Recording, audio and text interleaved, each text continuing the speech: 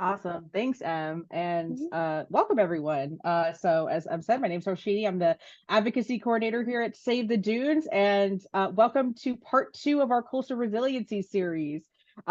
Just before we get started, I do want to acknowledge that we are so thankful that we are able to talk about this. This was actually part of our grant from the National Oceanic and Atmospheric Administration, or NOAA, and the Indiana Department of Natural Resources Lake Michigan Coastal Program. They gave us a grant, and this is the reason that we're able to do this. So without further ado, let me just share my screen.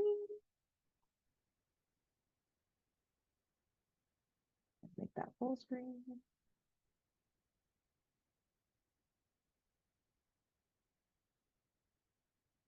Okay. Okay. And so, as I said, today we're going to talk about wetlands. This is one of many different coastal resiliency topics that we are going to focus on. This one is going to focus on wetlands, some of the examples of them in our region, different factors that we have seen being citizen of Northwest Indiana. If you do have wetlands on your property, what can you do to help protect them? Things like that. And so this presentation really does apply to anyone in the Lake Michigan watershed in Indiana. So anybody in these three counties, Lake Porter and LaPorte County, this will apply to you. Without further ado, let's get into it. Okay, I just want to start with a brief overview of who the heck we are. I think most people know who we are if you're on the call, but just in case you don't, we are Save the Dunes. We are a nonprofit organization, environmental nonprofit organization in Northwest Indiana. We were founded in 1952 with the amazing work from Dorothy Buell and a lot of others. We focus our work on the three Northwest Indiana counties, Lake Porter and LaPorte County. And we support policies and actions that protect the Indiana Dunes, Lake Michigan, and the surrounding natural areas and the people who work, live, and recreate in Northwest Indiana. That's kind of our mission statement. And our organization focuses on three big topics: conservation, advocacy, and community engagement. Okay, and as Em did say as well, we are going to talk about other topics. So I just wanted to highlight them very quickly. The next ones that are coming up are Recreating Responsibly. That's going to be it's September 20th at Barker House, which is our offices. So please feel free to come. That's going to be in person. Come over to Barker House. We'd love to have you. We're going to talk about that. Protecting Biodiversity is going to be on October 18th. We're going to do a little hike with our friends at National Park at Miller Woods. So please feel free to come to that one. And our last one, but not least, is Shoreline Erosion. That's going to be with some of our amazing guests at the Great Lakes Research Institute. And that's going to be November 21st, and that's going to be virtual. So just wait for those couple of Zoom invites. I'm going to send those over when we get more details down, but I just wanted to highlight them, that there is definitely more to come. So stay tuned. Okay, so I definitely want to just talk about what exactly coastal resiliency is. This is different depending on where you live. Coastal resiliency means something different on where you live or work, and this definition is specific, of course, to Northwest Indiana. So this definition is the ability to respond, withstand, and to adapt to the impacts of natural hazards within the Lake Michigan watershed region. So some of the examples of this would be green infrastructure projects, nature-based solutions to combat erosion problems in Northwest Indiana, invasive species management, work that includes removing invasives and planting natives. That also is included in coastal resiliency. And of course, there's so many other examples of this in our region. And so throughout all these different presentations, we're going to kind of focus on them in more detail, but that's just kind of an overall broad definition of what we're talking about when we say the word coastal resiliency. Okay, so we did just talk about Lake Michigan watershed, and so I want to highlight this amazing map that really shows you what exactly is the Lake Michigan watershed. So as you can see here, this is an amazing map. Thank you again to our friends at DNR. They provided us with this amazing map that shows you exactly what we're talking about when we are talking about the Lake Michigan watershed. So As you can see here, the Lake Michigan watershed is quite large. It encompasses a lot of different tributaries or these little lakes and creeks and streams. And it's, anything that feeds eventually into Lake Michigan is really part of this watershed. If you live in any of these areas indicated on the map, you are part of a coastal community. That's really something that we want to highlight. It's not just if you live on the actual Lake Michigan shoreline. That is not what we're talking about. We're talking about this entire blue shaded area on the map here. So basically, you are part of a coastal community. When we do our work here at Save the Dunes on water issues, we have a lot of discussions with community members who don't really consider themselves as part of this community because their house is not directly adjacent to the lake. So they're sitting here being like, well, I'm not on Lake Michigan. What are you talking about? But we really want to just highlight that this includes all the different streams, all the different rivers that feed into the lake as well. Because Lake Michigan is eventually our drinking water source, but it also connects to all of these important creeks and rivers and streams, which also bring all of those nutrients, all of those, those nutrients, those pollutants, whatever is in those streams, eventually to Lake Michigan. So they're all connected, and it all connects eventually to our drinking water source. So, that's also something that we would like to highlight, is to take pride in this, the fact that we do live in this amazing, very biodiverse area. And as you can see, it's really diverse and really vast and wide. So I just wanted to highlight that and show everyone this map, because I know sometimes we get a lot of questions of what exactly the Lake Michigan watershed is. So this is a great way to kind of see it visually.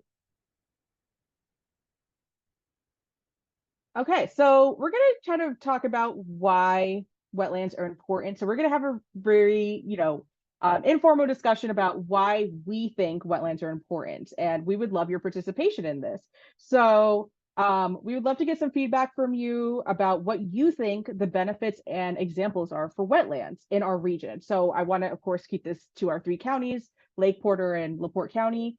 And we're going to have a mini brainstorm session about what benefits wetlands bring to our region, and if there's any specific examples that you can think of in Northwest Indiana. So as you do this, think and consider what unique wetland places are present in our region that maybe are not present in other places. And then with that, I'm going to switch over to our whiteboard and get a full screen real quick.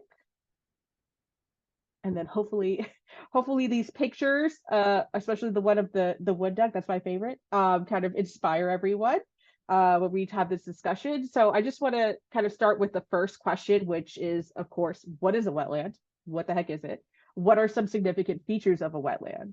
And then, of course, what are some examples of wetlands in our region in Northwest Indiana? So anybody, feel free to unmute or just put it in the chat as well. I know Emma's looking at that as well. So, what do you think a wetland is? What do you think of when you see a wetland? There's no wrong answers, by the way. This is just a very informal discussion among us.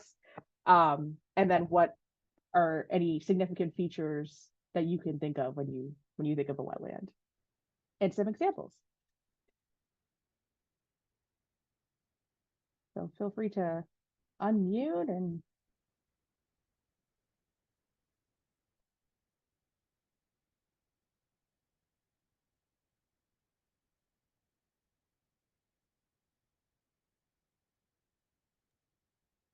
so I guess I think of a wetland as a place that has a very uncertain amount of water in it, that it swells and then it goes down, and therefore it's not a pond. awesome. Yeah.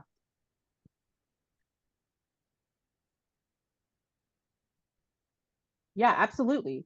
It's definitely not a pond for sure. And it can be very uncertain that, there's small wetlands, there's bigger wetlands, what have you. Absolutely.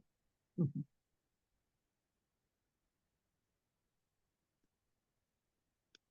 Anyone else? I'm throwing stuff in the chat, but I said they have specifically hydric soils and they're carbon sinks for the most part. That is such an Aaron answer. I love it so much. Okay, we've also, we've got buffer for flooding. Awesome. Absolutely, absolutely. And then I said lots of birds. Oh yeah. Do you have a favorite bird, Em, that you like Mm, to see in a wetland? I've really been on a sandhill crane kick for the last year because they're just so interesting to me. Um, we've been seeing a lot of great blue herons out here in Lake Tippecanoe this week, Like so that those one have right been there? fun to Yeah. see. Yeah, Yeah. Like a heron. yeah. Absolutely. Support precious amphibians, another wetland. What do they do? Hmm. Some Absolutely. significant features. I'd say some rare plants. I would add rare plants to some features of wetlands.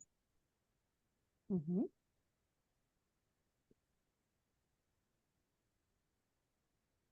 Absolutely.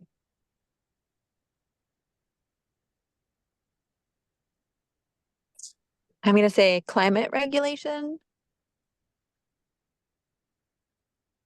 Yeah. Can you expand on that, Aaron? Just so I can put more words in. What's that?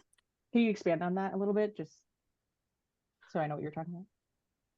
Oh, in the sense that they help control again carbon flux, even some of the like nitrogen fluxing, which is a little bit more on the nutrients, but um, they do temperature regulation because of the vegetation.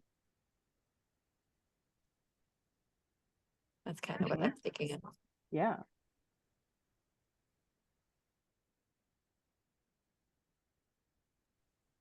I guess I would, sorry, I'm dominating, but I would say biodiversity again too, because we have like Leidig Bog and Pinhook Bog, where those are the only places that we're going to see certain types of plants Absolutely. and insects. Don't forget the insects. Yeah.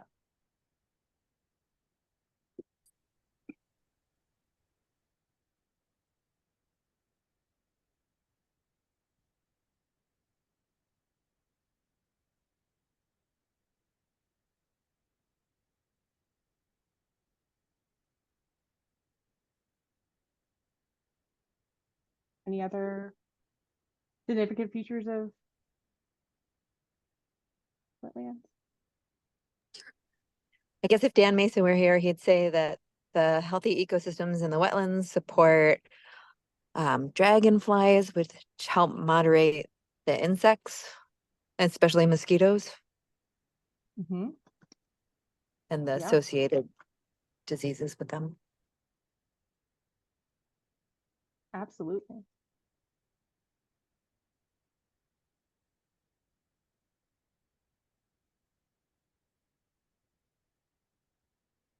Well, this is great. Anything else? Any other ones before we move on to examples? I know we kind of talked about them as well, but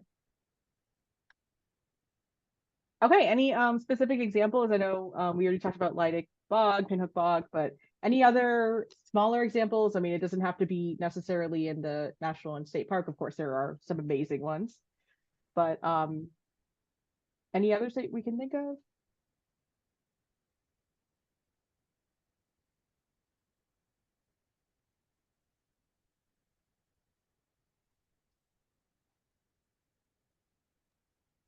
I have to give my shout out to my Great Marsh. Yeah, that's my favorite. Yes. Always surprising me. Mm-hmm. What Yeah. was it that you saw last time in the Great Marsh? Well, recently, Aaron, you saw the photo. I had been driving along the Great Marsh, and it just was the combination of colors with the duckweed across the top of the water and the greenery of the trees, and the sky was a really pretty kind of greenish, bluish tones at golden hour. It was just like visually so stunning, and a lot of the trees that had grown up in the marsh back from when the hydrology was changed have now died, and those are all the dead trees that you kind of see throughout it.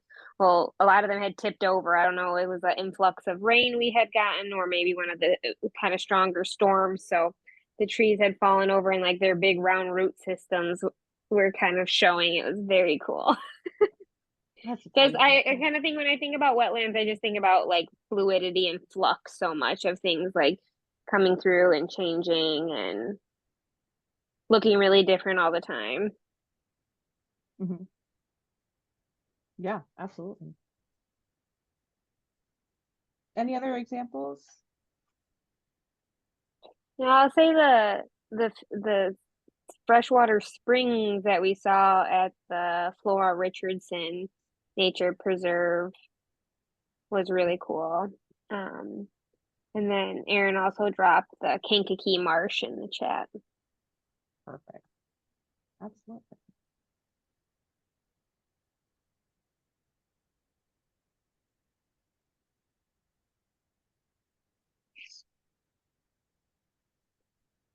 Oh no, let's see if I can spell this. Is that right? Yeah. Okay. Awesome. Any other examples or significant features of wetlands or anything you want to add to this before we? Well, question, where is the Kankakee Marsh? Because when I think of what the Kankakee River was before it got tampered with by some group who shall remain nameless, I just imagine that there was a lot of marsh. I always So, envisioned the original one too. yeah, so is there like a spot now that they're calling the Kankakee Marsh that's like the Great Marsh? And where is that? Aaron, do you Anybody know? know? Is it a I secret? think I think it's a vision still, A and it's vision? evolving. I'm all for it then. Right. Yeah. Okay. Well, thank you. This was a great session. So I'm just going to go quickly over what we have down. So for our what is a wetland or what are some significant features of wetlands, we have a wetland has uncertain amount of water in it, but definitely bigger than a pond. Hydric soils and carbon sinks, rare plants. It helps moderate insects. Dragonflies help moderate the mosquito population in them. There's a lots of birds, sandhill cranes, as you can see on the left. Lighting bog and Pinnock bog have these amazing insects, carnivorous plants as well. They provide buffers for flooding. They support precious amphibians and a lot of course, climate regulation. Wetlands help control carbon flux and nitrogen fluxing, temperature regulation as well. So that's really important. And then for some examples of wetlands, of course, we already talked about it, but Lighting bog and Pinnock bogs are great examples. The Great Martian National Park as well, right off in Beverly Shores area. Freshwater Springs at the Flora Richardson Nature Preserve, that's in Michigan City, and Kankakee Marsh. Okay, awesome. Well, thank you guys. This is great. There's a lot of great examples.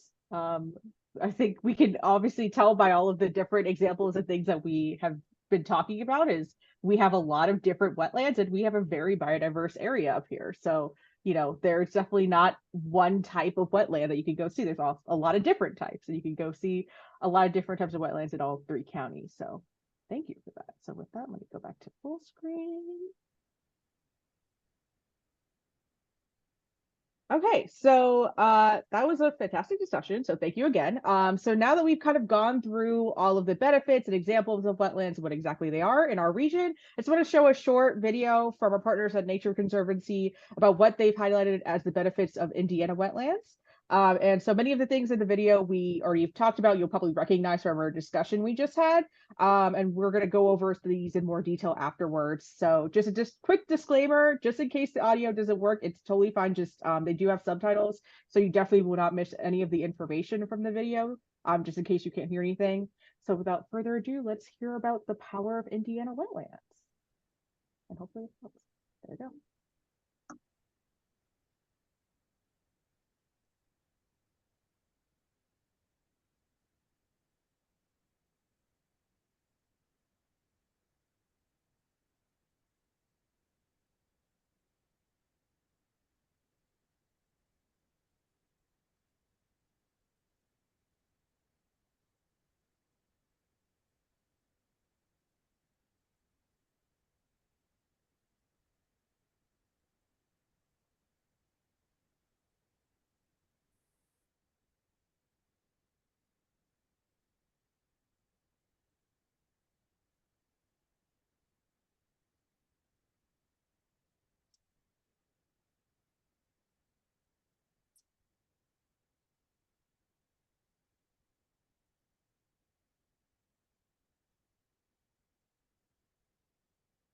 Okay, so thank you again to our partners at Nature Conservancy for that amazing little snippet of why wetlands are so important in Indiana. So now that we've kind of gone over why wetlands are so important, how they're so powerful, especially in our region, we're going to talk about what exactly the definition of a wetland is from the official EPA agency. So according to the EPA, this is their definition. So wetlands are areas where water covers the soil or is present either at or near the surface of the soil all year or on varying periods of time during the entire year, including during the growing season. So of course, because our region is so biodiverse, there are different definitions of what wetlands are depending on the type of wetland that you live near or that your community is near as well. So a common misconception about wetlands that we usually hear is that these areas are always wet. And according to our little turtle right there on the right, he thinks that's actually not necessarily true, and he's completely correct. Many of these wetlands are seasonal, so meaning that they are dry sometimes, or dry one or more seasons every year, and maybe wet only periodically throughout the year. The quantity of water present and the timing and presence in part determines the function of a wetland and its role in our environment.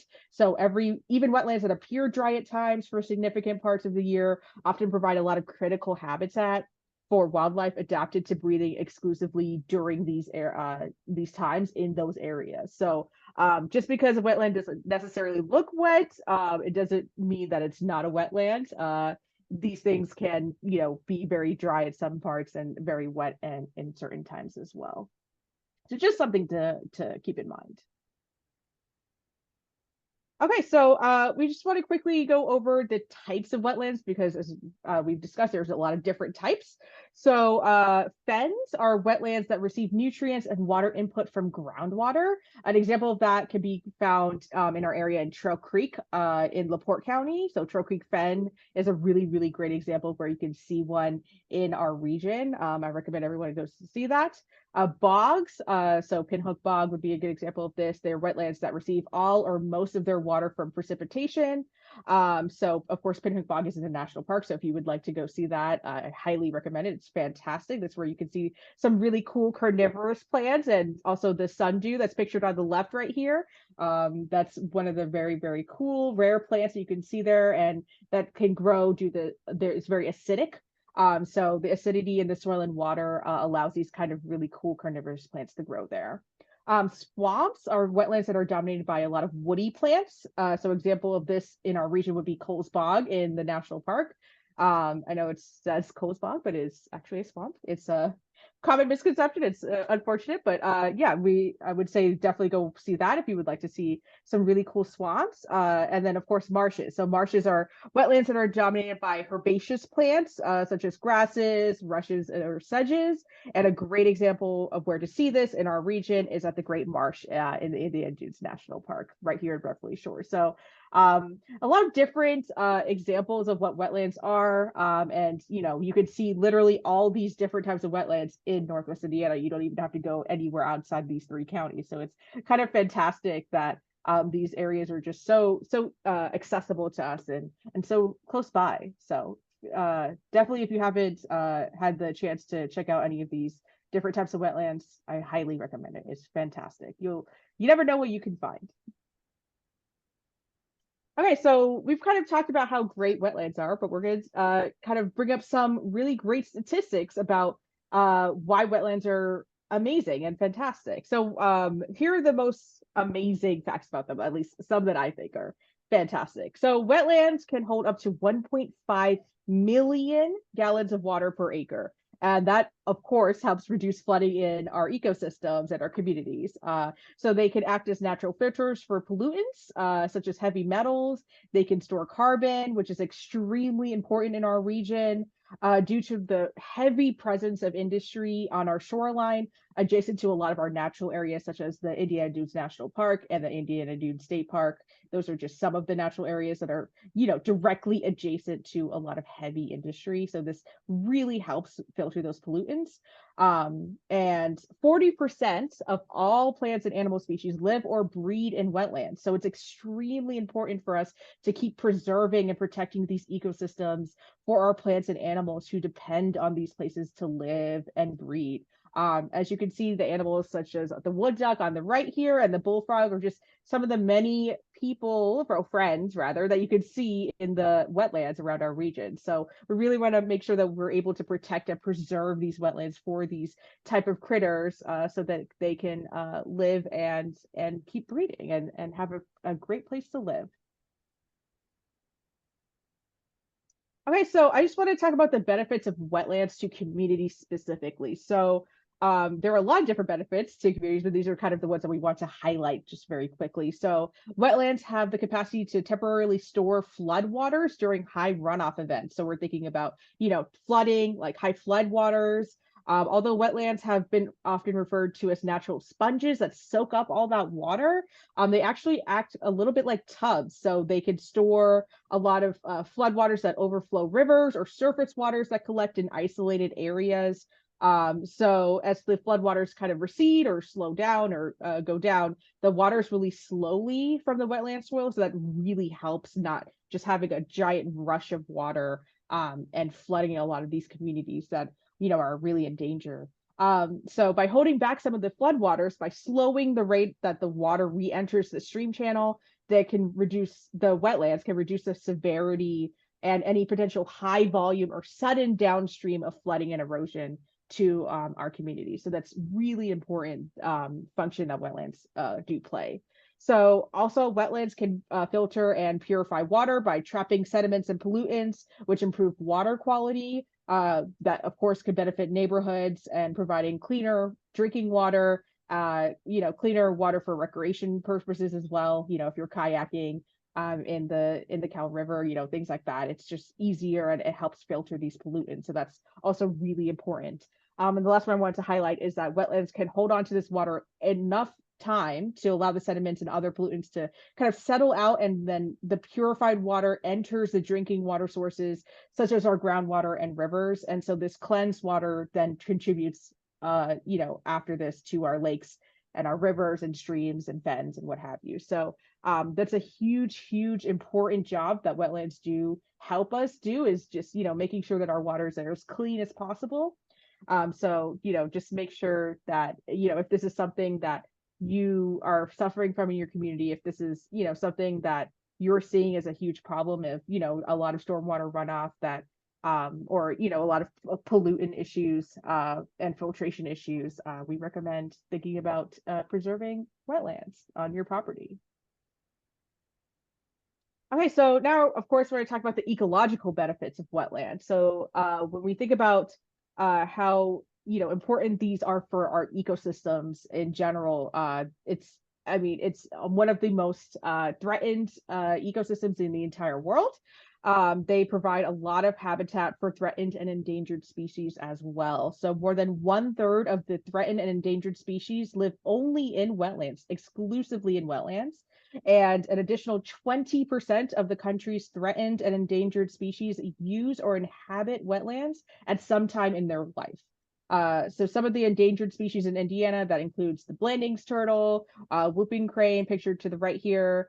And according to our Indiana Department of Environmental Management, more than 200 species of birds rely on wetlands for feeding, nesting, foraging, and roosting. So, it's extremely important. I would say most of the waterfowl that you see need wetlands at least, most of their time. A majority of their time is going to be spent in a wetland. It's of course extremely important because it is so biodiverse up here, with more than 10 different ecosystems. It cannot be said enough that wetlands are extremely ecologically beneficial to Northwest Indiana. Okay, so of course, wetlands also have a lot of economic benefits, and we love talking about this, especially when we talk to our legislators. Every time we go to DC or talk about it in the State House, we like to talk about these ecological benefits. So some of the ecological benefits, or sorry, financial benefits rather. The financial benefits include hunting, hiking, canoeing, and bird watching. So those are a lot of these recreational activities that we like to focus on. So according to the U.S. Fish and Wildlife, Americans spend more than $100 billion on wetland-related recreational activities each year, and more than 75% of the fish and shellfish that is commercially harvested, so meaning that they're sold eventually worldwide, are linked with wetlands. So just 1 acre of wetlands, which is less than about the size of a football field, provides more than $3,500 in benefits to Hoosiers each year. So these services include, water purification, storage, and erosion prevention. So there's a huge financial benefit to preserving wetlands, and that's definitely something that we like to bring up, especially in during the state session, during the Indiana State Legislature session, because this is such a huge financial issue in our state as well. This is a huge economic driver, not just for our state, but for the entire U.S. So these are just kind of the big numbers that are really good, and that we use to help advocate for wetland protections.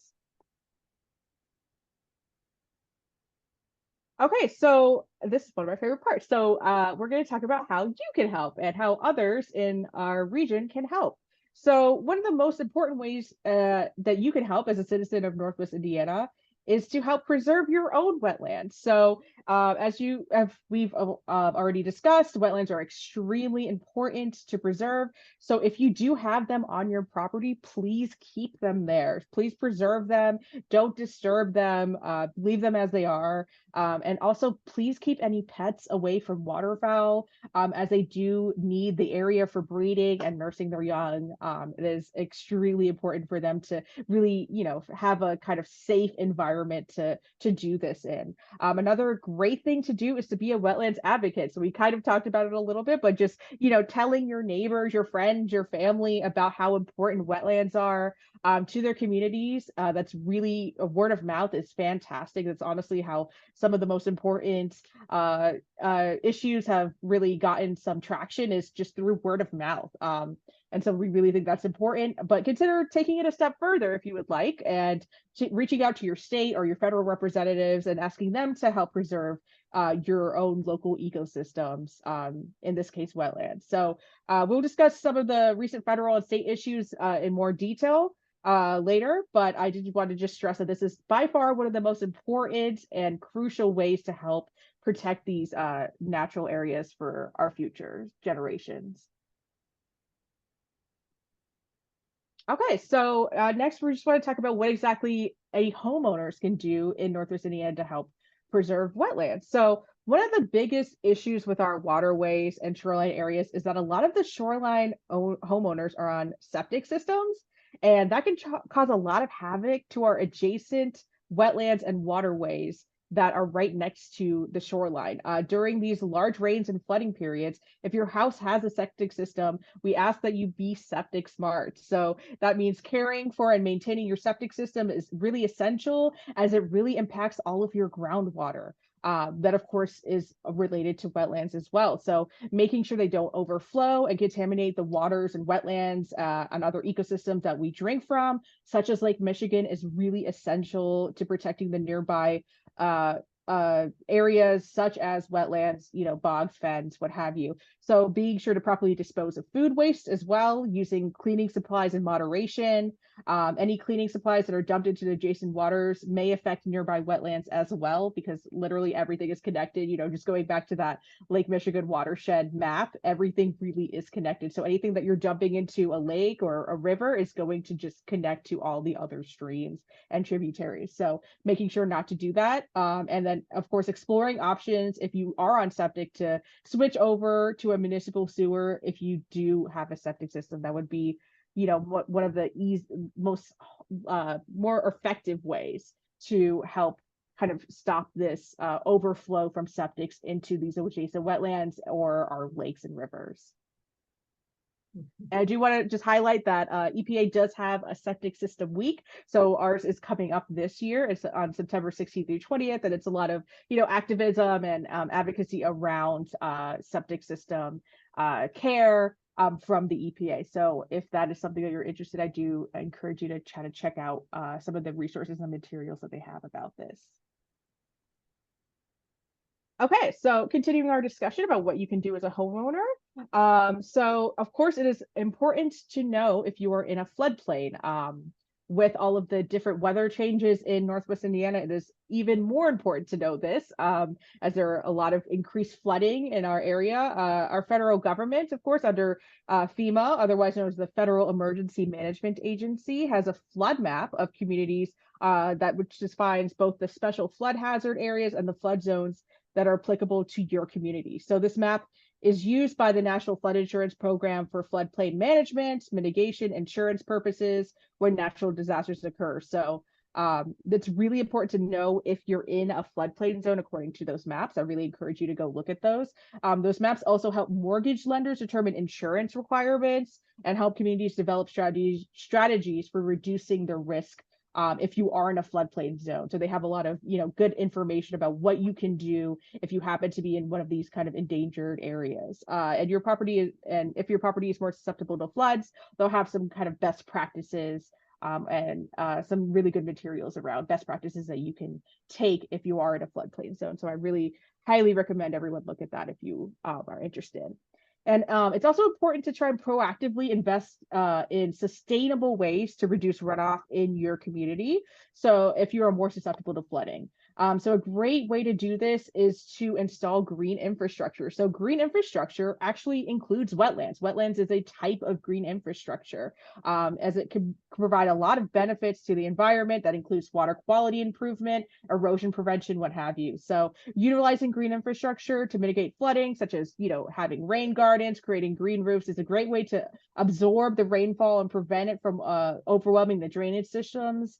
And pooling in streets and basements, we don't want that. That's just going to really increase the problem. It's definitely something that we have to deal with now in our region. So if you would like some more information on this, our partners at Hoosier Environmental Council have a great page on their website that goes through a lot of the great benefits of green infrastructure, such as wetlands, and how you can get involved, and you could possibly get grant funding even through this, through the federal government, to create your own green infrastructure in your backyard. So I do highly recommend, if this is something that you want to look into further, to check out their website. Okay, so next we're going to kind of deep dive into how you can be a federal advocate at both the federal and state level, rather. So we're going to first start with the federal advocacy around wetlands. So at the federal level, there was a recent Supreme Court case named Sackett versus EPA, where basically what happened was, after this Supreme Court case went out, wetland protections were reduced even more at the federal level, leaving a large chunk of what are now unprotected wetlands fate up to individual state governments to protect.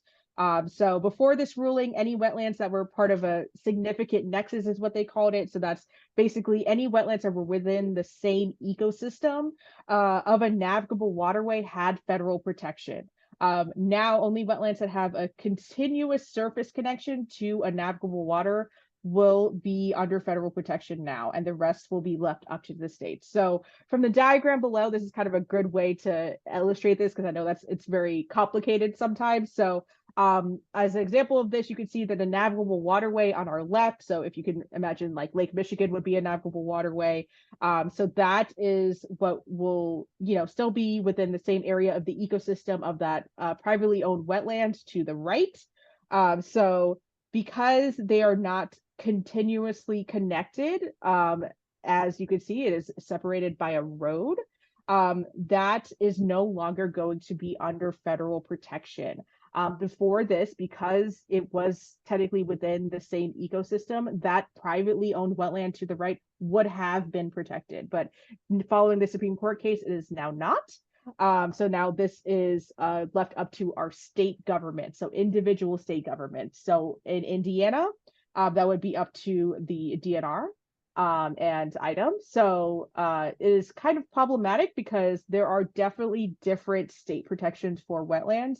And I would say Indiana's is unfortunately quite problematic. We're going to talk about that a little bit further in a couple of seconds, but so that is a huge Supreme Court case, very, very important for wetland protections. Unfortunately, it really decreased the amount and put a lot of wetlands in Indiana at risk. So that is why we and a lot of our partners as well across the entire state do a lot of advocacy at the state level. It really is up to the states now to protect these wetlands. So, with that, I would say this is definitely something we're keeping an eye on. This is something we're still going to keep advocating for at the federal level as well. But I do just kind of want to show exactly what happened in the Supreme Court case and why it's such a huge deal. It's such a landmark decision. Okay, so as I said, we're going to talk about how you could be a state wetland advocate now. So specifically in Indiana, more than 85% of our wetlands have been lost. So advocating for the protection of wetland at both the federal and the state level is essential to ensure that these ecosystems continue to be protected. So according to our own State Department of Environmental Management, only a little over 800,000 wetlands are left in the entire state out of 5.6 million acres. So only 800,000 out of 5.6 million acres is now left in the entire state of Indiana. That's a huge problem. The Indiana General Assembly has passed wetland bills that have even reduced these protections even more this year, actually. So there was a bill called House Bill 1383 that was passed last session, which would further reduce the number of wetlands that were protected by the state by changing the definition of Class 3 wetlands. These are the most protected wetlands. They basically took some of these Class 3 wetlands and reduced them to Class 2. So now they're reducing the protections for a lot of these highly ecologically beneficial wetlands in Indiana. So that's a huge deal. That's something that we really are, of course, advocating for every single state session, and we will continue to advocate for. But this is also, a very hot topic. This is not something that'll ever go away. This, there's always usually 1 to 2 bills about in each state legislative session that have to do with wetland regulation. So, our organization, along with the others, will continue to monitor this. And, we could always use your help with this. So if this is something that really kind of sparks your passion and this is something that you would like to advocate for, we would love that. We would encourage you to do this. So a great way for you to help advocate for this is, of course, to just share the information with your friends, with your family, and consider directly advocating for more wetland protections to your state senator or to your state representative. So if you're not quite sure who they are, consider using the Indiana General Assembly website.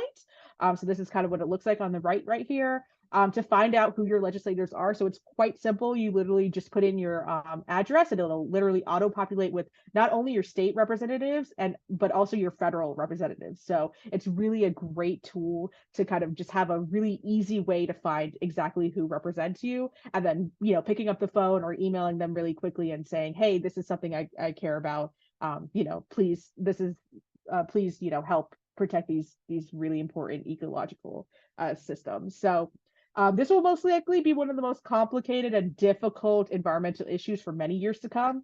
So any advocacy education that you can do to promote these amazing ecosystems is always a huge plus, and we always encourage that. So more to come on that. And that is it. That concludes our entire presentation. I just want to once again thank you for joining us tonight. That was a lot of information. And I once again want to thank our partners at LMCP and Lake Michigan Coastal Program for letting us really talk and deep dive into one of the coastal resiliency topics. So without further ado, if there's any other questions in the chat or just feel free to unmute. I'm happy to talk about this till the day I die. I love this topic, so this is a good one. So any questions? Thank you, Harshini. There was a couple of questions in the chat I think we can do. So Georgia did ask, how do wetlands store carbon without trees? Oh man, Aaron, do you know? Like I would say I know it's a filtration thing with the nitrogen, but I don't. You're the scientist here. Yeah, they accumulated in the soils itself. So the soils will be much more carbon rich than in like a sandy soil or another type of soil that we have in the region. And then some places are special enough to have peat, so not fully decomposed, woody fibrous organic material. And so they become big sinks of peat and actually more effective in some cases than forests. Thank you. Awesome. Thank you.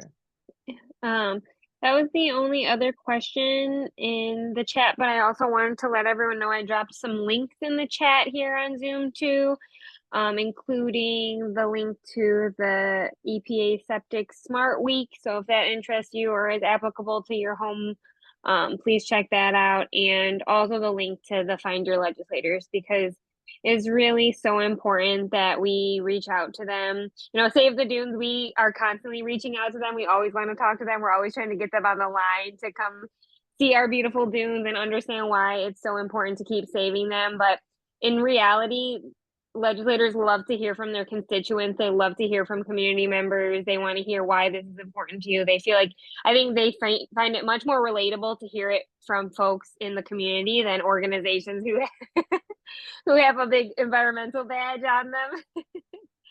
So we really do encourage, it's really never too late. It's never too little to, you know, to reach out. There's one more question, Harshini. Elsie wants to know what agency is responsible for dealing with invasive species in wetlands. Ooh. Eric, correct me if I'm wrong. I mean, DNR helps you guys a lot. I know this is a Katie question, but DNR I would say for sure. Was it at the federal level as well? Was that the other question, or was it just state? Yeah, it's like what agencies? Yeah. So I'd say that the DNR is probably at the top of the list, and then you've also got other land steward and land management organizations such as Shirley Hines Land Trust. Save the Dunes does a little bit of it, more general or like more specific to different properties or different projects, less broad. But the DNR and possibly the national park would be the two main big land owners who do that management. But it takes an army, and I know that the national park specifically, you know, works a lot with volunteers and always is looking for folks to come, because it's really about manpower invasive species management more than anything else. So people need to get out there pulling things, cutting things down, treating things like that. Yeah, absolutely. And then Sandy has a question asking, can I ask what happened with the dune and swale wetland protection? So is that specific? So dune and swale is usually, so if I remember correctly, I remember Paul from Nature Conservancy talked about how rare those are. So if you're talking about state protections for dune and swale, I actually asked him this question of, okay, so if after 1383, would those not be preserved? Actually, all dune and swale apparently are under class 3 wetland protection. So they would be protected both at the state and federal level. But it definitely is something that we're still looking at. It is good to hear that from him though, because we were a little worried about these dune and swale, because of course they are one of the most rare ecosystems in the entire region. But it seems like they will still stay as class 3 wetlands. Of course, if that does change, we'll be sure to tell everyone. But you know, that's definitely one of the more critical and rare and fragile ecosystems in our area. Thank you. I'm glad to know that. Yeah, no, I agree. Yeah, I was a little worried. I had to, I like really crazily texted Paul. I was like, is this really a bad problem after 1383? But he was like, don't worry, dune and swale is class 3 wetlands. I think when we went to their property in Ivanhoe area, he was talking about that. So. And then Georgia dropped in the chat that Lake County has a recently formed SISMA that is locally dealing with invasive species. So that's if we're in Lake County and we're interested in looking more into that, please feel free. SISMA is a acronym CISMA. Anyone's looking for that. Absolutely. And also, I know Emma also talked about this, but you know, about how the national park is doing a lot with invasive species management and wetlands. But I just want to Mhm. highlight that a lot of the funding for the invasive species management and restoration at the Great Marsh specifically came from the Great Lakes Restoration Initiative. So that's a really big federal bill that we do advocate for every year. We do have a lot of bipartisan support. So Senator Young from Indiana is a co-sponsor on that. Frank Mervan, who is our congressman up here, is also a co-sponsor. So, you know, there's a lot of different chunks of money that help with a lot of the restoration efforts, both at the state and federal level. So, you know, it is very important, if you do have the time or this is something that you're passionate about, to kind of see if you can advocate for that, for those really big, you know, chunks of money, because they really help, especially with the national park. I mean, Aaron can probably tell you better, but you know, it's important for them to get that money, because if it didn't come from there, it wouldn't be done. There's a lot of projects